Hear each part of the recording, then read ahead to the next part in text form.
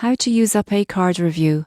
Properly beginner mistakes that cost you. The UPay card is a versatile prepaid card, but beginners often make mistakes that reduce convenience and rewards. Here's my honest review and tips for using it properly. Most people get this wrong. They overlook activation steps. The card must be registered and activated online before use, or transactions may be declined. Another mistake is ignoring fees. UPay charges for withdrawals, inactivity, and some reload methods. Understanding fee structures helps avoid surprises. Many users also fail to monitor balances. Prepaid cards don't allow overspending, so checking your balance regularly ensures you can complete purchases. Finally, beginners often forget security features. UPay offers PIN protection and transaction alerts, which prevent unauthorized usage.